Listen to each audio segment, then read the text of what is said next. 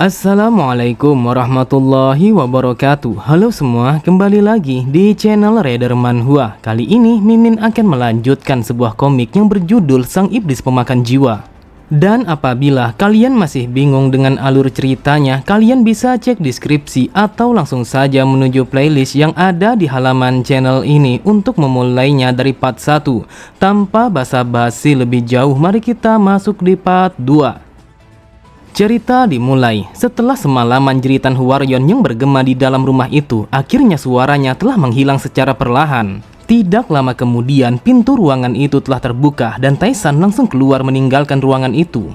Melihat kedatangan tuannya, Kyung-won bertanya apakah Tae-san baik-baik saja karena ia sama sekali tidak keluar dari ruangan itu selama semalam penuh. Mendengar itu, Tae-san hanya menyeringai sembari melirik ke dalam ruangan itu. Dan di dalam ruangan itu sangat jelas terlihat kalau Hwaryeon telah terbaring di atas ranjang dalam kondisi yang sama sekali tidak berdaya. Tae-san berkata, "Di malam ini aku merasakan kalau aku kembali hidup dan ini sangatlah menyegarkan." Setelah mengatakan itu, ia pun langsung mengajak Kyung-won untuk kembali ke rumah mereka dan beristirahat karena ia begitu lelah setelah melakukan sesuatu yang sangat hebat seperti itu. Beberapa saat kemudian, setelah kepergian Tae-san, para wanita yang lainnya langsung bergegas mendatangi Hwaryeon yang masih berada di kamar itu. Dengan wajah yang begitu penasaran, mereka bertanya-tanya apa yang telah terjadi kepadanya sehingga ia telah menjerit dengan begitu keras. Kemudian salah satu dari mereka bertanya apakah Tae-san telah memberikannya sebuah obat sampai-sampai jeritannya telah terdengar hingga ke lantai dasar. Hwaryeon berkata, dia tidak memberikanku obat-obatan ataupun yang lainnya, akan tetapi aku sama sekali tidak ingat bagaimana kejadiannya. Namun aku merasakan kalau tubuhku terasa sangat ringan yang seakan-akan kalau aku telah terlahir kembali. Cerita berpindah pada kediaman keluarga Tembok Emas. Terlihat Soso yang sedang menyapu untuk membersihkan halaman kediaman Tae-san. Di saat itu ia hanya bisa menghela nafas panjangnya sembari berkata, "Entah kenapa aku begitu khawatir kalau tuan muda akan pingsan di rumah bordir karena ia tidak kuat untuk melakukan itu." Namun tiba-tiba saja Soso langsung memalingkan pandangannya ke arah pintu gerbang saat menyadari kalau pintu gerbangnya telah didorong dari luar. Ternyata orang yang datang itu adalah Tae-san dan juga penjaganya. Di saat itu Tae-san telah menunjukkan wajah yang begitu tegas yang seakan-akan kalau dia sama sekali tidak kelelahan. Melihat kedatangan Tae-san, ia pun langsung menghampirinya sembari bertanya apakah Tae-san benar-benar telah pergi ke rumah bordir itu karena yang ia lihat kalau Tae-san baik-baik saja. Tae-san berkata, "Jika kau merasa penasaran dengan apa yang aku lakukan tadi malam, maka bertanyalah kepada Kyung-won karena dia telah menyaksikannya." Akan tetapi Kyung-won sama sekali tidak bisa mengatakan apapun kepada Soso karena ia begitu malu untuk mengatakan kejadian yang sebenarnya di dalam rumah bordir itu. Dengan wajah yang begitu heran, Soso bergumam, "Yang aku lihat kalau tuan muda saat ini baik-baik saja. Akan tetapi aku masih bertanya-tanya apakah benar kalau tuan muda telah melakukan hal yang seperti itu." Beberapa saat kemudian, sesampainya di dalam kamar, ia pun langsung bermeditasi untuk memurnikan pikiran dan juga jiwanya setelah menyerap saripati jiwa-jiwa kotor seorang wanita penghibur.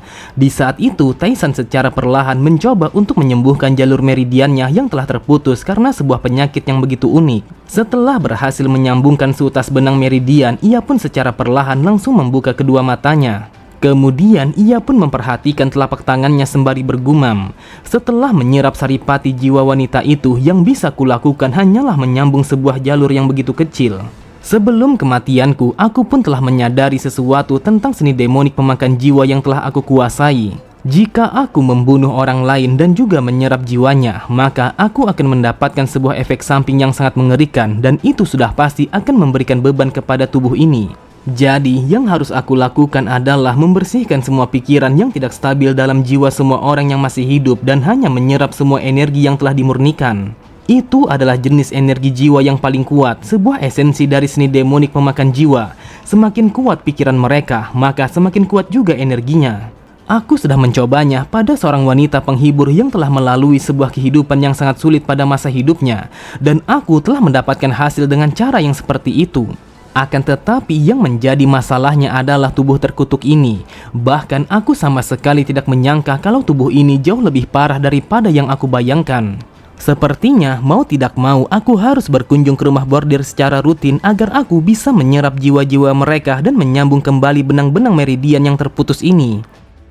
Beberapa hari kemudian, terlihat para wanita langsung berlarian ketika mendengar sebuah kabar yang mengatakan kalau Taesan telah kembali ke rumah bordir. Mereka berkata, apa yang telah terjadi? Bukankah mereka mengatakan kalau dia sama sekali tidak akan kembali karena tubuhnya yang rentan dan juga lemah? Apakah kelemahannya hanyalah sebuah rumor untuk menjatuhkan harga dirinya, sedangkan yang sebenarnya dia adalah seseorang yang sangat perkasa? Dia adalah seorang putra dari keluarga yang sangat terpandang dan juga dia memiliki sebuah wajah yang sangat tampan. Selain itu juga, kalau kau menghabiskan malam-malammu bersamanya, maka kau akan menjadi begitu cantik sama seperti yang dialami oleh Hwaryeon. Dia adalah seorang pria sejati di antara para pria yang pernah aku temui. Selain tampan, dia juga adalah seseorang yang berasal dari keluarga para bangsawan. Itulah sebabnya aku selalu berharap kalau aku akan bisa bersamanya. Benar saja, di saat itu para wanita langsung berbondong-bondong untuk menyambut kedatangan Taesan. Mereka sangat berharap kalau mereka akan dipilih oleh Taesan untuk menemaninya di malam itu. Bahkan di saat itu mereka juga telah bersolek dengan secantik mungkin agar Taesan akan tergoda kepada mereka. Pada sisi yang lain, terlihat seorang wanita begitu kesal setelah melihat Taesan yang datang ke tempat itu. Dia adalah sang pemilik rumah bordir. Dengan sinisnya ia berkata, aku tidak menduga kalau lelaki itu akan datang untuk yang kesekian kalinya. Lalu saat mendengar seseorang yang bertanya apakah mereka harus memperkuat peredam suaranya, wanita itu kembali berkata, kita sudah mencobanya hingga berkali-kali, namun hal itu sama sekali tidak berguna. Setiap kali dia datang ke tempat ini, maka semua wanita langsung berlarian menuju ke arahnya dan itu telah membuat peredam suaranya menjadi tidak berguna. Oleh sebab itu, para pelanggan yang lainnya sama sekali tidak senang karena para wanita telah berpaling kepada Taesan. Apakah kau tidak merasa aneh mengapa seseorang yang hampir mati telah bermain-main ke tempat yang seperti ini? Bahkan aku pun bertanya-tanya mengapa dia datang ke tempat ini daripada ke bordir yang dimiliki oleh keluarga Tembok Emas.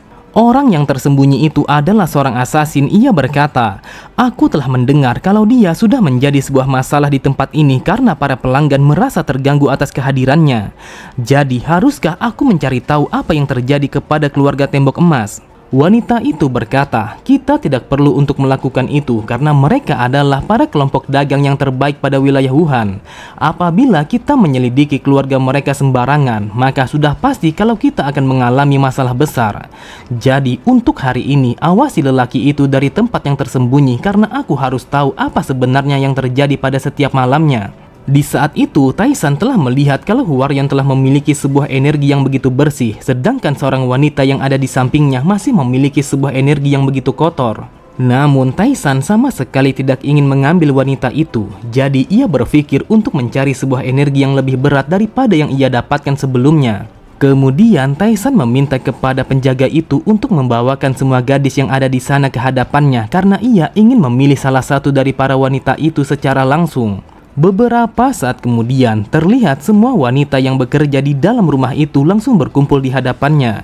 Lalu penjaga itu mengatakan kalau ketiga wanita yang ada di hadapannya adalah orang-orang yang paling terkenal di rumah itu. Jadi penjaga itu sangat yakin kalau Taesan akan tertarik kepada salah satu dari mereka. Akan tetapi Taesan sama sekali tidak menghiraukan ketiga wanita itu karena mereka tidak memiliki energi kotor yang cukup banyak. Namun tiba-tiba saja Taesan melihat seseorang yang berada di belakang mereka telah memiliki energi kotor yang begitu pekat sehingga membuat Taesan langsung tertarik kepadanya. Sambil berjalan melewati mereka semua, Taesan berkata, dengarkan aku baik-baik, aku sama sekali tidak ingin mendengarkan pendapat kalian karena aku yang akan memutuskan apakah aku tertarik ataukah tidak. Sontak mereka semua sangatlah terkejut karena mereka sama sekali tidak dilirik oleh Taesan. Mereka bertanya-tanya apakah Taesan tidak tertarik kepada mereka, sedangkan di antara semua wanita yang ada di sana hanya merekalah yang paling cantik dan juga menawan. Sesampainya di hadapan seorang wanita yang memiliki energi kotor begitu kuat, Taesan pun bertanya siapa namanya sebenarnya. Dengan wajah yang tertunduk dan juga tatapan mata yang begitu kosong, wanita itu mengatakan kalau namanya adalah Danyung. Sambil tersenyum Taesan berkata, karena kau adalah wanita yang aku pilih, maka aku akan menikmati malam yang indah ini bersamamu. Pada sisi yang lain, terlihat para wanita yang ada di sana langsung berbisik satu sama lain. Mereka bertanya-tanya apakah mungkin kalau tuan muda telah memiliki sebuah ketertarikan yang begitu unik sampai-sampai ia telah memilih seorang wanita yang paling buruk di antara mereka semua. Sambil berjalan menuju ke kamarnya, Taisan bergumam, "Yang aku lihat kalau wanita ini bagaikan wujud nyata dari kegelapan itu sendiri. Aku sama sekali tidak bisa membayangkan apa yang telah ia alami selama ini. Akan tetapi jiwanya telah dirusak oleh bayang-bayang yang begitu pekat dan juga menindas. Dia adalah seseorang yang sudah aku cari karena dia telah memiliki begitu banyak energi menyedihkan yang berada pada jiwanya. Hal ini memanglah berbahaya, akan tetapi karena meridian kecil yang begitu penting telah terhubung, maka aku yakin kalau aku akan bisa melewati sesuatu yang sangat berbahaya seperti ini. Jadi, aku akan menggunakan jiwa wanita ini untuk menghubungkan titik meridian inti yang berada di tubuhku." Akan tetapi, Taisan langsung terdiam ketika ia ingin memasuki ruangannya. Di saat itu, Taisan telah menyebarkan energi halus yang disebut sebagai susunan penyegel surga untuk merasakan kehadiran orang lain. Meskipun Taisan telah kehilangan seni bela dirinya sebagai sang Heavenly Demon dan juga akal sehatnya telah menurun, akan tetapi dia tetaplah seorang iblis yang sejati. Lalu sambil tertawa, Taisan mengatakan kalau di tempat itu ada seseorang yang sedang mengintip ruangannya. Kemudian ia pun meminta kepada Kyungwon untuk meminjamkan bilah pedangnya karena ia ingin memberikan sebuah pelajaran kepada pengintip itu. Taisan bergumam, siapapun yang bersembunyi di tempat ini sudah pasti kalau dia adalah salah satu dari 100 orang seniman bela diri teratas yang diberikan sebuah peringkat oleh aliansi seni bela diri. Aku telah merasakan kalau dia telah bersembunyi pada langit-langit ruangan ini meskipun orang itu telah berusaha untuk menyembunyikan kehadirannya. Tanpa pikir panjang sedikit pun, Taisan langsung melemparkan bilah pedangnya menuju ke langit-langit ruangan itu untuk memberikan sebuah serangan kejut terhadap orang itu. Seketika itu juga, pedang itu telah tertancap dengan sangat sempurna pada langit-langit ruangan itu. Terlihat Kyungwon sangatlah terkejut, matanya terbelalak ketika melihat tetesan darah yang berasal dari langit-langit ruangan itu. Ia bertanya-tanya apakah orang yang bersembunyi itu adalah seorang asasin. Dengan santainya Taisan mengatakan kalau penyusup itu masihlah hidup meskipun tubuhnya telah terluka parah. Lalu ia bergumam, "Meskipun kecepatanku telah membaik daripada yang sebelumnya, tetapi aku masih saja merasakan kesulitan ketika menggunakan sebuah gerakan yang begitu lembut." Pada sisi yang lain, terlihat Danjung sangatlah terkejut, wajahnya menjadi pucat ketika melihat tetesan darah yang membasahi ruangan itu. Kemudian Taisan meminta kepada Kyungwon untuk membereskan penyusup itu karena ia ingin menyelesaikan urusannya bersama Danjung di malam itu. Lalu Taisan melemparkan pandangannya kepada Danjung sembari berkata, "Aku tahu kalau ini bukanlah kesalahanmu, jadi kau tidak usah terlalu takut karena yang bersalah adalah sang pemilik tempat ini." Sambil tersenyum, Taisan kembali berkata, "Jadi bagaimana menurutmu? Apakah kita akan memulainya sekarang juga? Karena aku sudah tidak sabar lagi untuk menyerap habis semua jiwa yang kau miliki." Cerita berpindah pada sebuah tempat yang dikenal sebagai Manor Yeon. Kemudian terlihat seorang penjaga langsung menghampiri seorang wanita yang sedang membaca buku. Ia berkata, "Wahai nona muda, aku telah mendengar kalau tuan muda telah berkunjung ke rumah bordir untuk yang kesekian kalinya." Mendengar sebuah laporan dari penjaganya, wanita itu bertanya apakah tuan muda telah mendapatkan sebuah julukan karena dia sangat sering ke tempat itu. Diketahui kalau penjaga wanita itu bernama Soyun dan dia merupakan seorang penjaga pribadi yang telah ditugaskan untuk mengawal nona muda. Awalnya Soyun begitu ragu untuk mengatakannya karena dia tidak ingin menyakiti perasaan nona muda. Akan tetapi mau tidak mau ia pun harus mengatakannya karena nona muda telah memaksanya untuk mengatakan itu. Soyun mengatakan kalau dia telah mendengar bahwa tuan muda telah dijuluki sebagai sang raja malam dari rumah bunga dan juga sang perkasa yang tidak tertandingi.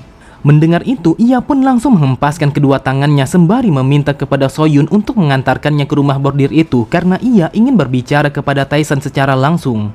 Diketahui kalau wanita cantik itu bernama Yeon Harin dan dia merupakan putri satu-satunya dari keluarga itu. Kemudian Yurin adalah seorang wanita yang telah dijodohkan oleh keluarganya untuk menjadi tunangan Taisan. Oke semua, cukup sampai di sini dulu pembahasan alur cerita kita. Sampai jumpa di video selanjutnya. Wassalamualaikum warahmatullahi wabarakatuh.